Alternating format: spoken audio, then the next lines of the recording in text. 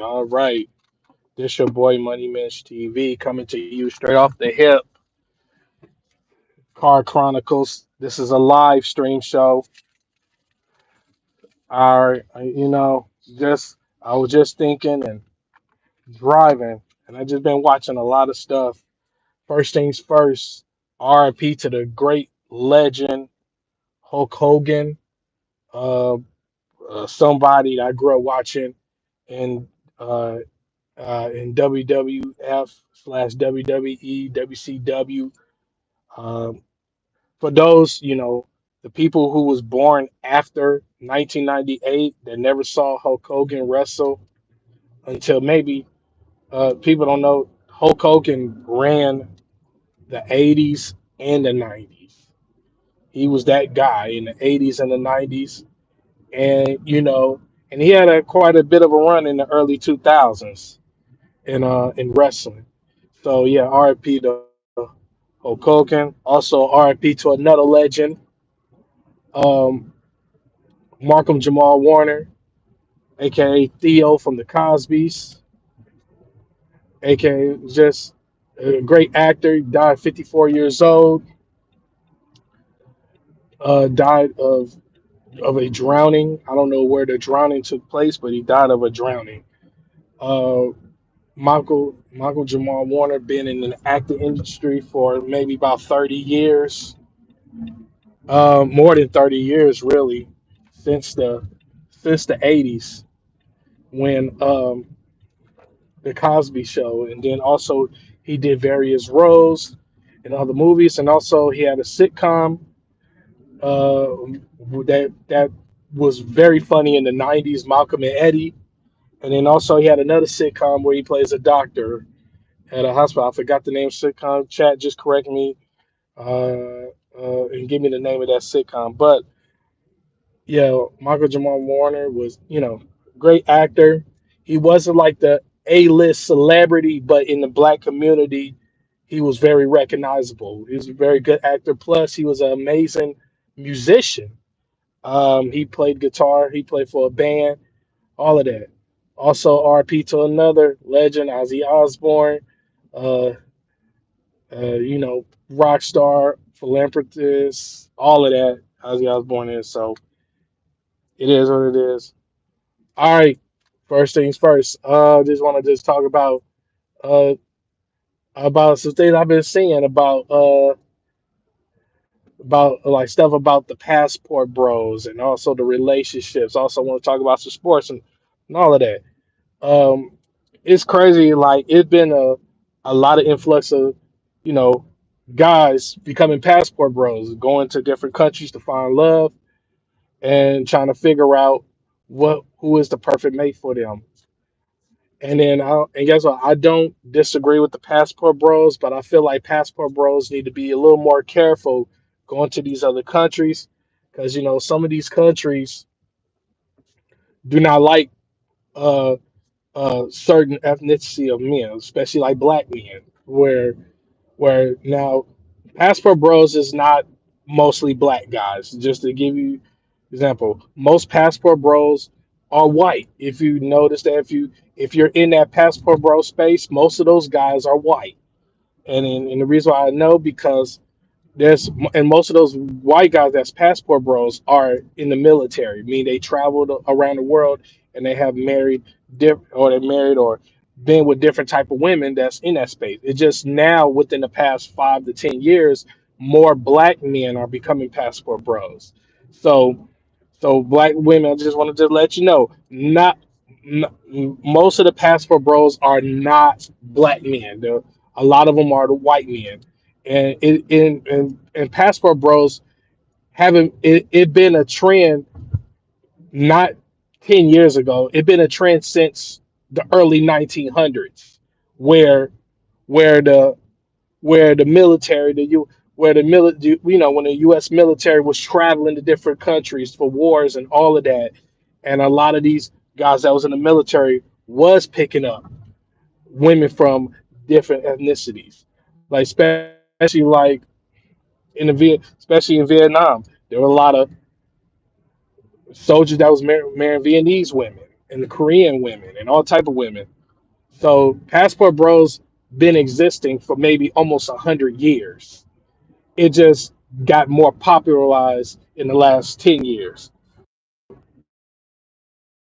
Also, another thing I wanted to just talk about is besides the Passport Bros, it is kind of crazy. It's been a big influx. So like yeah. Well, to each his own. But I just want to just say, for you American guys who's going overseas, marrying these women, just be careful. A lot of these countries do not like Americans, and also make sure these women do not backdoor you, so you won't get backdoored. All of that. Just be safe. All right, that's enough. I'm talking about passport. Another subject to talk about some sports. I know NFL season is maybe what a week away, or a couple weeks away, and I was just reading up on Shador Sanders. So Shador Sanders, it looks like he's going to be the third or fourth quarterback on the depth chart, and based on the stuff that that been happening, and where in training camp he's doing good, but some of the off the field stuff he did is kind of hurting him. Prime example, Shador Sanders caught two speeding tickets, and and Andrew Berry came out, I think earlier today or yesterday, saying that that was a dumb decision he did. And it was not because of the speeding tickets, it's because Shador could actually put his life in danger speeding in an exotic car going 100 miles per hour on the highway. He might, like, who knows, like, something could have tragically could have happened where Shador could have lost control of the car, crashed into something, or a deer would have ran out, or it was raining and he could hydroplane and hit something. So that's why Andrew Berry, which is the GM over the Cleveland Browns, said those comments saying it was a dumb thing he did. So, and I think Shador, he's now just realizing in the league when you're a quarterback, the you're pretty much like the leader of the team, even though he is not QB1 on the depth chart. He's still somewhat leader of the team. And also Shador, I think he don't understand that he is very popular. And right now, do you know his jersey is already being sold out since he got drafted? He has maybe, I think, he haven't even played a down in the NFL so far. I think they say he made about $5 million off of his jersey sale alone, where $250 million worth of jerseys were bought by fans, and then he gets a kickback off of his jersey sales where he gets an extra $5 million. So Shador already made more money off of jersey sales, which is more than his rookie contract. But one thing Shador got to be is a little more. He gonna have to keep his head down even more. He gotta keep working because I'm just gonna be real. Shador Sanders is better than Dylan Gabriel. He's better than Kenny Pickett, but I don't think Shador Sanders is better than Joe Flacco. And if Shador keep his head down, keep his ego in check, give Shador maybe 2 years, he's going to be a starter. Some people think he might be a starter this year. I don't think so. I think this is my prediction on Shador Sanders. My prediction on Shador Sanders is this: he might get cut at the end of the season. He's going to be on the practice squad. I think, to me, he's going to be on the practice squad during the season, and he might get cut at the end of the season. And then some team is going to pick him up and make him a starter. Or here's another thing.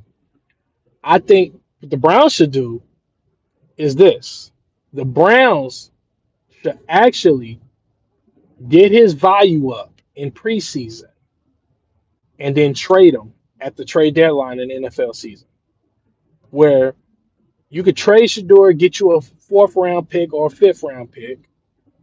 So pretty much the Browns will get a get their draft pick back if they trade Shador for a fourth round or fifth round pick, get his value up and trade him. Because I don't think Shador ain't going to be able to start this year for the Browns, or he might not be able to play. And and like this next year, it's going to be a market for Shador to be a starting quarterback next year. But there's several quarterbacks that's going to be like on the chopping block this season.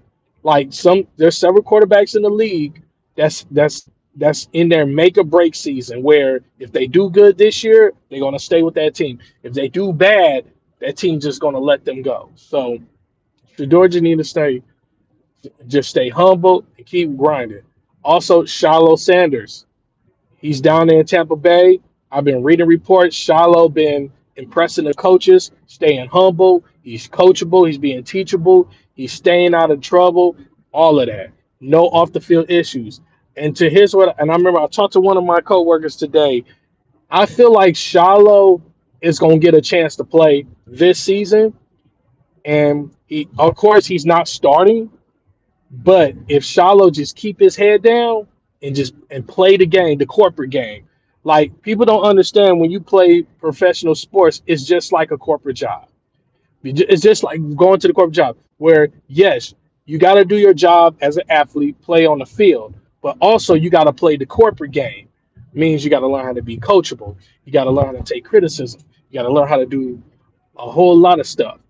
Where you know regular Joe Schmoes like me and everybody else that work in corporate settings, it's kind of similar, but the only difference is athletes they making millions of dollars, where we're making maybe up to 100, maybe $200,000 here and there. But athletes have more requirements they have to meet.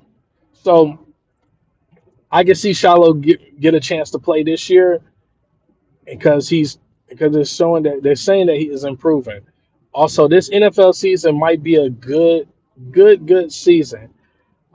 This is one of the first years I don't know who's going to go to the Super Bowl. I Some people think the Ravens is going to go. Some people think the Eagles might repeat. Some people think the Chiefs might win it. Some people think Buffalo might get there. Some people think, the delusional Cowboy fans think the Cowboys is going to go to Super Bowl, which there's no chance in hell that will happen. But anyway, to each his own. This is one of those NFL seasons where you kind of don't know who's going. Where within the past 4 or 5 years, you knew who was going to the Super Bowl. Like everybody knew. When the past 4 or 5 years, this is one of those seasons you don't know who is the clear cut Super Bowl contender. Maybe by Thanksgiving, we should know by Thanksgiving who is a clear cut contender. So let's just keep our eyes peeled on that. All right, I'm off of football. Let's go ahead and talk about this basketball. One thing I've been watching is the Golden State Warriors. They haven't made any moves this offseason because they're trying to work a deal out with Jonathan Kaminga.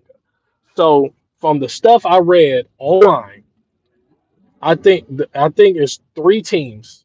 I think it's the Sacramento Kings and the Chicago Bulls, and I forgot who was the third team. And it's another team too that want to trade for Jonathan Kaminga. So if Golden State is smart, trade Jonathan Kaminga for Zach LaVine. Do a straight head up sign and trade Zach LaVine for Jonathan Kaminga. And here's why. Zach LaVine can actually play two guard. So now if you get Zach LaVine and you put him there with Steph, so you'll have Steph at the one, Zach LaVine at the two, Jimmy at the three, Draymond at the four, and whatever that random ass dude at the five that been playing for the Warriors last year, him at the five. Zach Levine, he can shoot a little bit. Also, he's still athletic. He can dunk. Like, imagine, imagine Steph paired up with Zach Levine. People might say, "Oh, that might not make sense." Yes, it does, because Steph can shoot. So imagine Steph running those curls off those pick and rolls, and then now you scared like, "Oh shit, Steph gonna catch the ball and shoot." And then you got Zach, you know, huh, running off that screen, go dive into the basket, and Draymond could just take the ball and throw it live, easy, every time. Now imagine that Zach Levine stuff. So you'll have one of the most athletic shooting guards. That's one of the best dunkers in the league, and then you have the best shooter in the league. So the Warriors will be very entertaining because if you put Zach Levine with Steph, you're gonna see a lot of lobs being thrown by Draymond to Zach Levine. A lot of lobs thrown by from Steph to Zach Levine. So people forget, hey, Steph can pass that ball too. If you ever seen Steph really play point guard, he's good, but most times he chooses not to play point guard.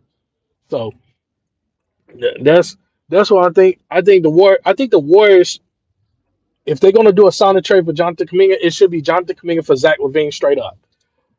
Now, if the Warriors want to get more veteran savvy, DeMar DeRozan would be a good option too. You know, Jonathan Kuminga for DeMar DeRozan straight up. But but how the Warriors is looking, I think they're trying to get younger and more athletic around Steph. But if you want a win now situation, get Zach Levine or DeMar DeRozan head up. Because because Jonathan Kuminga, he's sitting there rotting. Also, the Warriors, they trying to offer him like $100 million, but Jonathan Kaminga is set to make almost 200 million. So it's like a 50 to 75 million dollar gap in between the Warriors and Jonathan Kaminga, and I think they need to go and work that out. If you're gonna trade Jonathan Kaminga, trade him for one of those two players. Because I'm just gonna be real, the Sacramento Kings are not giving up their young assets to go to work. They're not giving up them young players. And they're not giving up Sabonis. I'm just gonna be real. If you look at it, I don't see Sacramento giving up Sabonis or any of them young players they got on the squad. It's gonna be either Zach Levine or DeMar DeRozan. If you want to win now, go to state Zach Levine or DeMar DeRozan. Also, let me talk about another team, Lakers. I'm a Laker fan. Also, I'm a Bucks fan because I'm from Milwaukee, but I'm also a Laker fan. I've been a Laker fan since the '90s. Also, you know, I'm just gonna say this: this whole crazy episode with LeBron mad at the Lakers because of the fact because LeBron wants to leave the Lakers.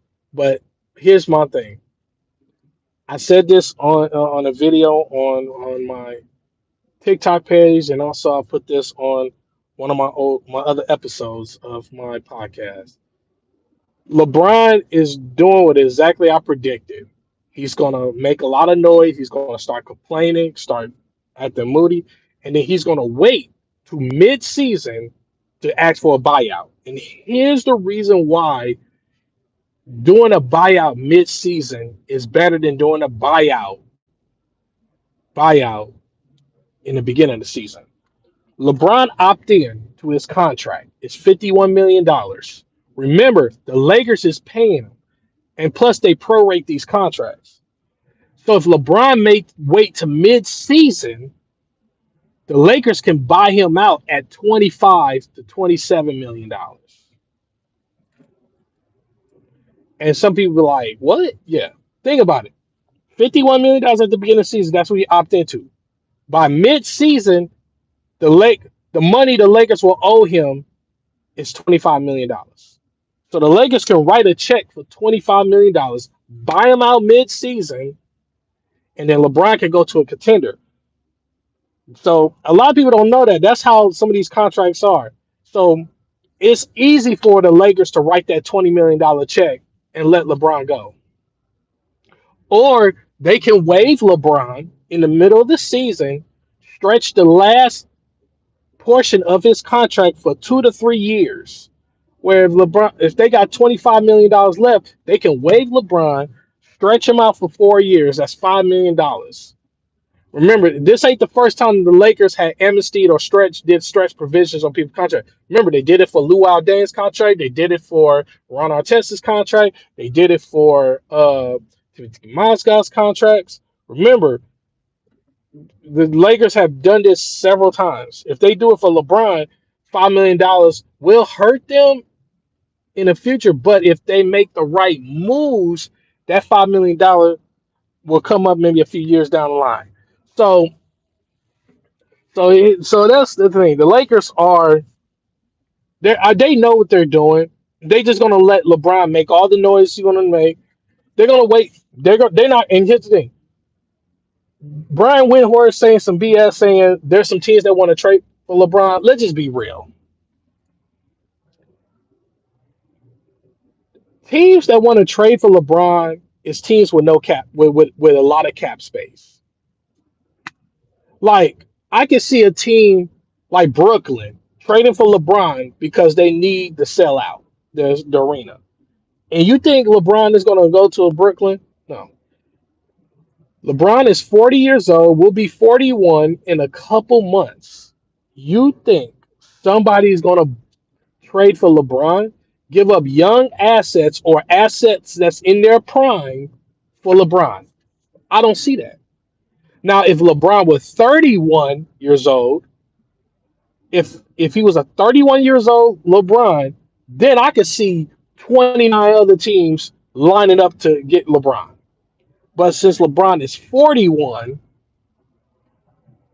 only teams I might see trying to trade for LeBron are teams that got a lot of cap space, they got a losing culture. Like now, I think now if it came down to options, teams to get traded to, I can see LeBron going to the Clippers, but the Clippers don't have no cap space.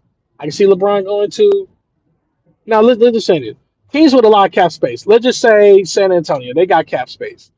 I can see LeBron. They giving LeBron an option. Do you want to go to San Antonio? LeBron might say, yeah, but I don't. I'm gonna just be real. No, let me take that back. LeBron ain't gonna say yes because Greg Popovich is not coaching the Spurs anymore. So really, if you actually think about it, there's no teams that's not gonna trade for LeBron.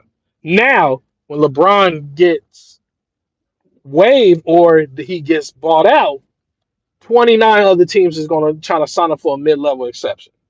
Because the moment LeBron say, I want to buy out, it's a wrap. The media's gonna go crazy. And they said LeBron might go to Dallas. Now here's the thing. LeBron going to Dallas is here's the thing. It's good, it's a good thing, and it's a bad thing. It's a good thing, it puts Dallas in the driver's seat to make a championship run. It's a bad thing because it's gonna stunt the growth of Cooper Flag. Because the Mavericks what if the Mavericks make a championship run with LeBron and AD and Cooper Flag end up being like Kevin Love, where he just standing in the corner shooting threes and playing somewhat okay defense or average defense or below average defense? Then that's going to stunt his growth. So that's the downside of it. And then that next season, LeBron might re-sign with the Mavericks for one more year, and then you might hear some shit like the Mavericks are looking to trade Cooper Flag for another player. Now the Mavericks fall into that LeBron trap. That's why I always tell people it's called the LeBron trap. You get LeBron, and then LeBron put the pressure on you, saying if you really want to have my service, you got to do X, Y, Z. So I don't want that type of stuff to happen. So if you got to think things through. LeBron is very methodical on what he does. So yeah, but yeah, but that's I'm just gonna say I'm just gonna wrap this up. Like, comment, subscribe. Thank you for listening to to Car Chronicles, episode 11. Your boy Money MitchTV. I'm out.